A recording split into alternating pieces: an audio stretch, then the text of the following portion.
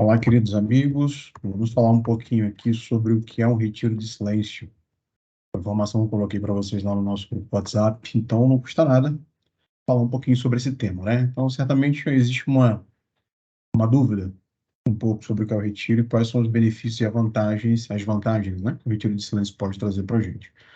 Obviamente, quando a gente fala retiro e silêncio, entende-se que nós vamos nos recolher a um local, vamos nos retirar de um ambiente e ir para um outro e permanecer em silêncio.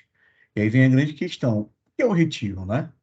Então, o retiro de silêncio é uma pausa anual, né, de vários dias, que a gente tem isso para rezar, né? E isso é importante que exista dentro do nosso plano espiritual.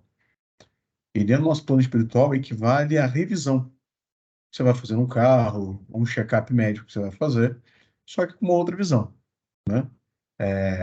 A ideia do retiro de silêncio é entender e ver efetivamente se eu estou mesmo da presença de Deus ou não. Como é que anda a minha vida? É um diagnóstico que você vai fazer com todos os instrumentos, todos os insumos, com uma estrutura específica para dar esse suporte, e nada mais é do que tratar-se de ver se eu estou vivendo na presença de Deus como deveria e como uma verdadeira vida cristã. E ter essa oportunidade no retiro de silêncio de fazer um exame para descobrir em que eu posso melhorar. Então, de maneira geral, quando a gente para analisar e identificar o que seria um retiro de silêncio, é justamente isso. Tem uma passagenzinha de São José Maria Escrivá, de uma rotação de uma meditação dele, que é bem interessante, que diz o seguinte: o que faremos dentro de um retiro de silêncio, você e eu, nesses dias? É um questionamento. O que eu faço no retiro de silêncio, né, cara? Como é que eu faria? Então, São José Maria Escrivá, ele pergunta, né, certa vez, e se respondia dentro daquele próprio retiro, que nada mais é do que estar com Deus, estar com o Senhor. Procurá-lo como Pedro também o procurou, né? Para manter uma conversa íntima. É esse amor filial que a gente fala bastante, né, da nossa relação com Deus, essa conversa íntima. E uma conversa é um diálogo entre os dois. Ou seja, eu preciso estar disposto a abrir o meu coração, abrir as minhas ideias, as minhas fraquezas, um diálogo franco, face a face com o Senhor, sem me esconder no anonimato. Sem ficar ali no cantinho, ah, vim aqui só para descansar, vim aqui só para comer a comida boa lá do Buritice, que realmente é maravilhosa. É para descansar, realmente você descansa. E é para contemplar a natureza, porque realmente você tem. Mas o ponto principal não é esse. Tudo isso são instrumentos, são ferramentas que vão proporcionar esse encontro e essa relação filial e amorosa com Deus, né? Daí a importância que a gente tem que ter. E como eu consigo fazer esse retiro, né? Para conseguir ter esse diálogo com Deus e esse amor filial, eu preciso dessa oração pessoal. Eu preciso ter essa intimidade, de trato direto com o Senhor. É essa que é a grande questão, esse que é o grande ponto crucial dentro dessa nossa relação com Deus, né, no momento do retiro de silêncio. E como que é organizado, tá, esse retiro de silêncio? Os retiros são organizados na obra, obviamente, a gente está falando aqui de um retiro de silêncio para o Opus Dei, e não apenas para o Opus Dei, tá? Mas para qualquer pessoa que se denomine católico, obviamente, ou esteja buscando a sua vocação, pode participar. Ele ocorre normalmente no final de semana prolongado. E a gente tem algumas diferenciações para aqueles que são cooperadores da obra e amigos. Depois eu falo um pouco mais sobre a estrutura em outro vídeo para vocês.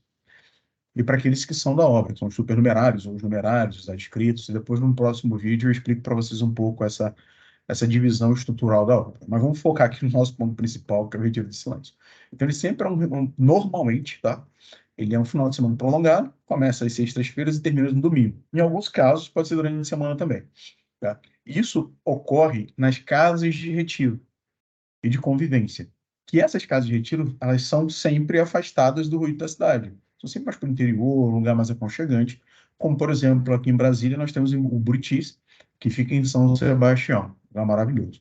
E nesses dias é recomendável, aí por isso é o silêncio, um jejum de tudo aquilo que pode tirar o nosso foco.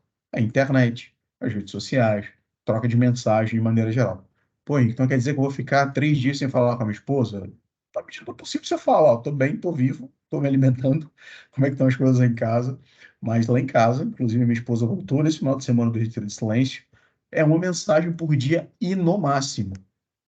Tipo, ó, boa noite, ó, as meninas ficaram bem, fica com Deus. E às vezes ela nem me responde. Porque eu quero que justamente ela se afaste de tudo, não que seja bom ela se afastar de mim, das meninas, não é isso. mas é um momento de oração dela, é um momento de diálogo dela com Deus, tá?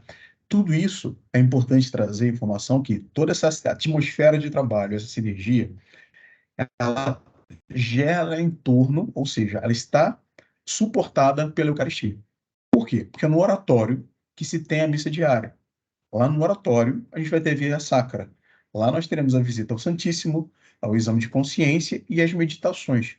Tudo isso direcionado e dirigido pelo sacerdote, que ele ajuda justamente nesse aspecto de nos conduzir nessa realidade de uma vida cristã adequada.